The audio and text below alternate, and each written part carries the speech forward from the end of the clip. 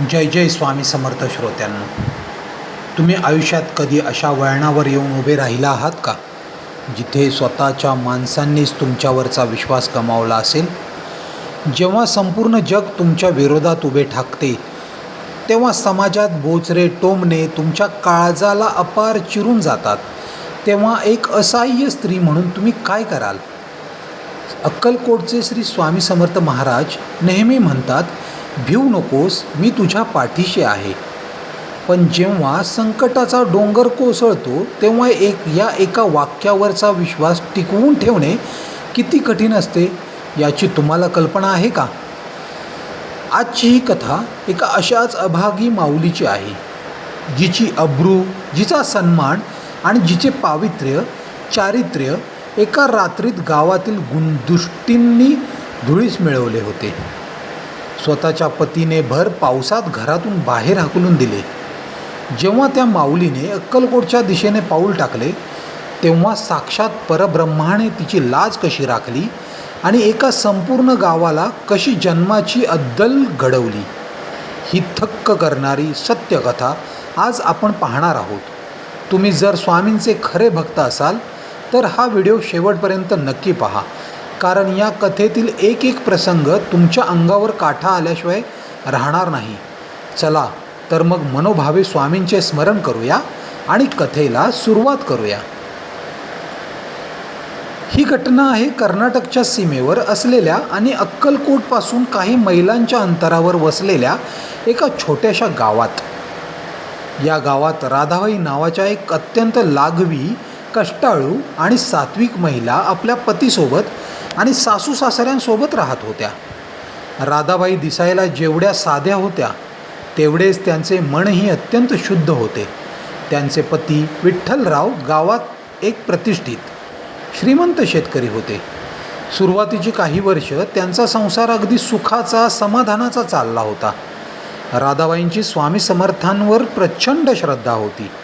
दर गुरुवारी त्या मनोभावे स्वामींचे व्रत करायच्या, अक्कलकोटच्या स्वामींच्या फोटोची पूजा करायच्या आणि गावातल्या गरिबांना अन्नदान करायच्या. घरात लक्ष्मी पाणी भरत होती, एवढे सौख्य होते. पण म्हणतात ना, माणसाचे सुख जगातल्या काही दृष्ट लोकांना बघवत नाही. गावातील एका मत्सरी आणि कुटील बुद्धीच्या माणसाने, ज्याचे नाव राघोबा होते, त्यांनी विठ्ठलरावांचे कान भरायला सुरुवात केली. राधाबाईंच्या पवित्रतेवर खोटे नाटे आरोप करून विठ्ठलरावांच्या मनात संशयाचे बीज पेरले. संशय हा असा आजार आहे ज्याला कोणतेच औषध नसते. हळूहळू विठ्ठलराव राधाबाईंशी किरकोळ कारणावरून भांडू लागले, त्यांच्यावर पाळत ठेवू लागले. राधाबाईंनी अनेकदा देवा शपथ घेऊन रडून स्वतःचे निर्दोषत्व सांगण्याचा प्रयत्न केला, पण विठ्ठलरावांच्या डोळ्यावर संशयाची पट्टी बांधली गेली होती. घरामध्ये रोज कटकटी सुरू झाल्या होत्या. एका काळोख्या आणि वादळी रात्री गावातील काही पंचांसमोर राधाबाईंना उभे करण्यात आले. त्या कुटील राघोबाने काही खोटे साक्षीदार आणि बनावट पुरावे सादर करून राधाबाईंना दोषी ठरवले. त्या समाजाने नेहमी राधाबाईंना घराची लक्ष्मी मानले होते, तोच समाज आज त्यांच्यावर थुंकत होता. राधाबाईंच्या सासूने त्यांना घरात येण्यास स्पष्ट नकार दिला. सर्वात मोठे दुःख म्हणजे ज्या पतीच्या गळ्यात राधाबाईंनी सुखाचा संसार पाहत जन्माची गाठ बांधली होती, त्या पतीने भर पावसात मध्यरात्री त्यांचा हात धरला आणि थेट घराबाहेर हाकलून दिलं. विठ्ठलराव मोठ्याने ओरडले, तू या घराच्या आणि गावाच्या लायकीचे नाहीस, निघून जा इथून, पुन्हा तुझे तोंड मला दाखवू नकोस. पतीचे हे शेवटचे वाक्य शब्द राधाबाईंच्या काळजात सुऱ्यासारखे खुपसले. त्या भर पावसात अंधाऱ्या रात्री रस्त्यावर आल्या, अंगावरील कपडे ओलेचिंब झाले, डोळ्यातून अश्रू वाहत होते. चिखलातून वाट काढत त्या गावाबाहेर पडल्या. त्यांना वाटले की आता जीवन संपवून टाकावे, विहिरीत किंवा नदीत उडी मारून प्राण त्यागावेत. पण त्यांना त्याच वेळी त्यांच्या खोलीत ठेवलेली स्वामींची ती लहान मूर्ती त्यांच्या डोळ्यासमोर आली. त्यांच्या अंतरात्म्यातून आवाज आला, राधा, तू जर खरी असशील तर तुला स्वामी तुला कधीच अंतर देणार नाहीत. चल अक्कलकोटला, पायात चप्पल नसताना उपाशीपोटी फक्त श्री स्वामी समर्थ या नामाचा गजर करत राधाबाई अक्कलकोटच्या दिशेने पायी चालू लागल्या. 2 दिवस आणि 2 रात्री अन्न पाण्याशिवाय सतत प्रवास करून राधाबाई अक्कलकोट नगरीत पोहोचल्या.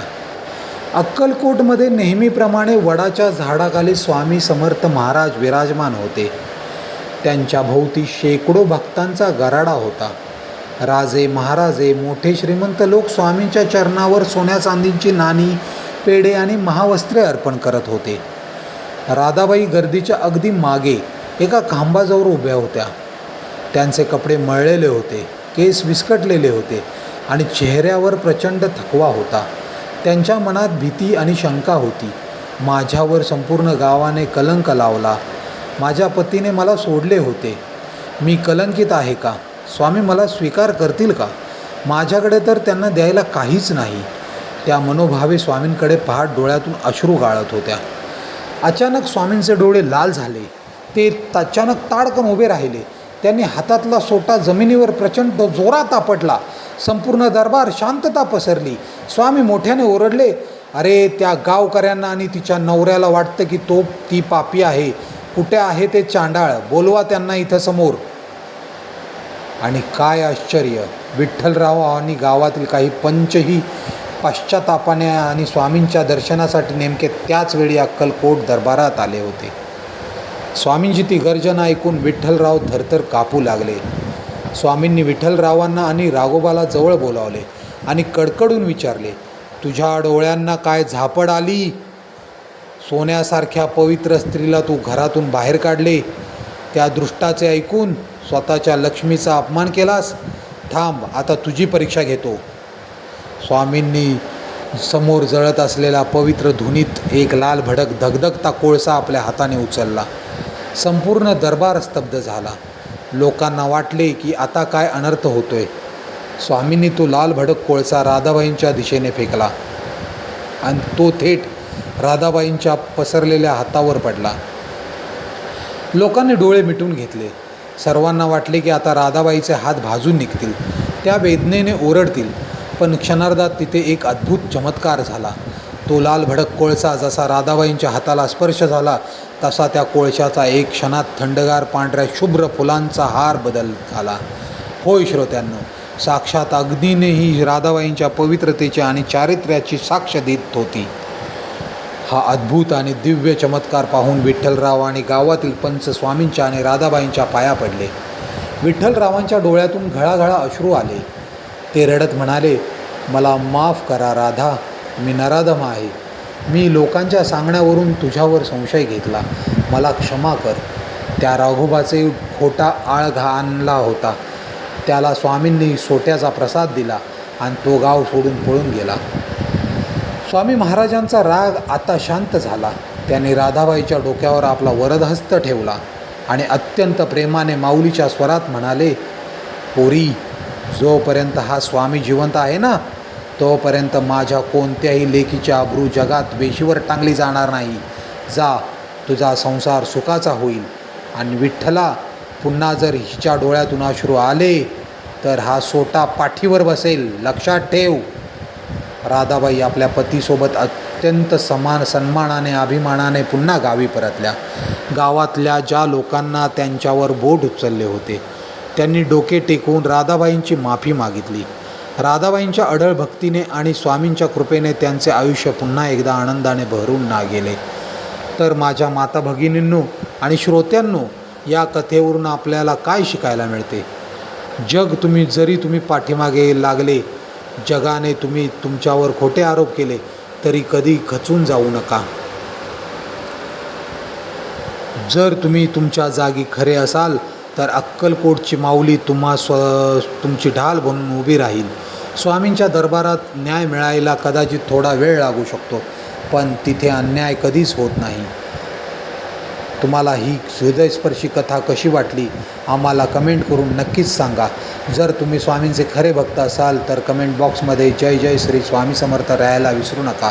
व्हिडिओला शेवटपर्यंत बघत असाल तर लाईक करा आणि चॅनलला सबस्क्राईब करायला नक्कीच विसरू नका.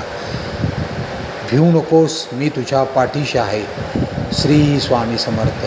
जय जय स्वामी समर्थ.